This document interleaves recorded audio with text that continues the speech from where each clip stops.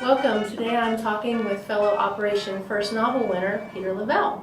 Peter won Operation First Novel in 2011, and as you all may know, I am the most recent winner. Hey! Good job. In 2012, when I was at an ACFW conference, I actually heard Peter speak. He gave the morning devotion, and that was the day that they were going to announce the Genesis contest winner. And I was sort of very scared about that experience and nervous, but Peter's devotion really helped me a lot, and it was so helpful to hear his words and his journey. Well, thank you. Yeah, it really helped a lot, Peter. I'm glad my troubles can be put to good use. Yeah. Peter, could you share a little bit of that journey? I remember a specific instance when they announced your name during Operation First Novel, and I loved hearing about that. Oh, I had just gone through some medical issues where I thought I was going to die. And we got some treatments and I started feeling better. So I thought, let's go to the conference. I'm feeling better. God's arms are wrapped around me. He's with me. It doesn't matter if I win or not. He's just telling me to go and be with other writers, encourage them.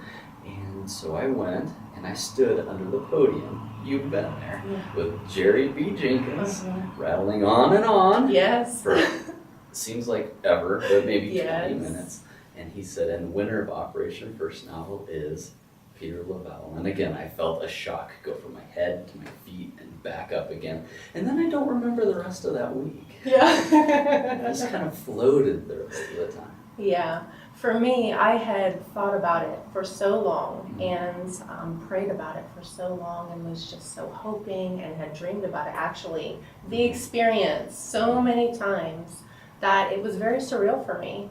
And when I arrived at the hotel that day, I was just, trying to be joyful and pondering a lot and just still really hoping.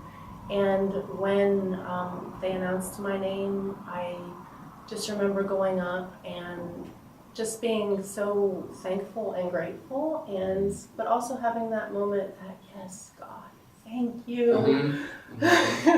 It's pretty neat. We had gotten the finalists and I had gotten each other's email addresses, and so we were emailing each other and we became such close friends through that, and we still have a little critique group today. Great. It's a lot of fun, but they were just as excited as I was, which was pretty special. God is in it and God comes first before winning. Yeah, absolutely. A group like that. Absolutely. And when they announced that you were a finalist, did you hear about that over email, or where were you at? It was over email, but during that time I was very sick. I had stopped making testosterone, and I was laying in bed, and I received the email, and it didn't mean anything to me at the time because I barely remember that time period. And so I read it over and over again from my bed, and I thought it was pretty special, and I knew I could write then, but I didn't know if I was going to be on the planet. I might have been in heaven when it was announced, but we got the treatments, testosterone treatments, and feeling great. It's fantastic. I was actually in a Starbucks, and I was working on something, and the email came, and I was afraid to open it because I was, how are you going to handle this, Brandy, if you're not a finalist?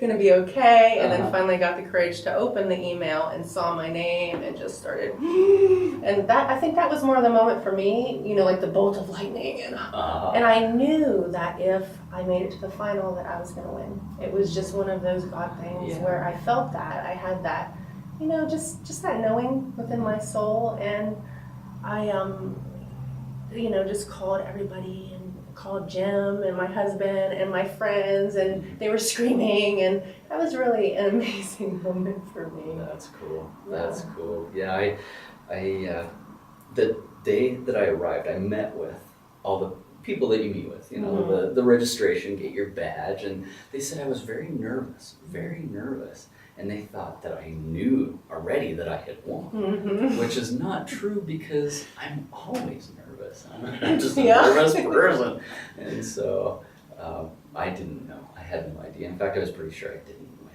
win, which I was totally okay with because God is Right. first and foremost, and whether I won or not didn't matter. It wouldn't change my relationship with him any. Mm-hmm. But when I won, I walked out afterwards. Billy Graham's daughter was speaking, and I thought, do I want to tell my wife or do I want to listen to her? And yeah, I better tell my wife. So I walked out, gave her a phone call, and she's the one that almost passed out. She walked down to where my local ACFW chapter was meeting, and she almost passed out there. And they ran and grabbed her. He won, and the whole group was celebrating at the meeting. It was pretty neat. Wish I could have been there for that. Yeah. You know, there were these moments with myself, my family, my writing friends, that you're trying to figure it out. You know, you're trying to see, okay, is this really going to happen? And Andy had asked me for a high resolution, photo, and I'm thinking, why does he want a high resolution photo and a bio? And I'm sure he's asking all the others for this. So yeah, definitely just all those mental games that you play with yourself. For me, it was very much full circle because I feel like the Christian Writers Guild really taught me how to write. It was the beginning of my journey. And after I took the apprenticeship, I started freelancing and was on staff with a magazine and a few newspapers and things like that. I did freelancing for 6 years. And early on though, I had entered Operation First Novel. And when I didn't place, I was completely devastated. And I didn't, back then I had no clue about how to write, about story, about anything like that. So it was totally a 14-year journey of me learning. But then again, for God to bring me so full circle was really just an amazing, just sweet thing for me. I was in the same boat. I sent a total of 3 manuscripts into Jerry. And eventually, it read to me, the first manuscript, and they sent a letter back, and it read to me, at least, never send anything to us, ever again. This is horrible. And then I sent the next one, and I thought I told you never to send. That's how writers are. Right. And of course, it's the kindest, you really got this. You got something. You can do this. Keep going. And that's the encouragement from the guild that I got to keep going. And with the third, finally, I get those 1,000,000 words written. Yes. Practice. Yes. Practice is the key. 10,000 hour rule and whatever. Yeah. And we probably have more than that at this point, for sure. Well, I'd like to talk about release day because my release day is coming up on October 14th, and I'm so excited about that. And perhaps you can help me prepare for this experience and tell me what were you feeling during that day. What were the reactions? Did it meet your expectations? No. It was incredible because I had been dreaming about this day for a long time. Yes. My salvation was a better day. My marriage was a better day. Both my kids being born, better day. And then release day. Yes. The more work I did beforehand, though, I could party that day. Yeah.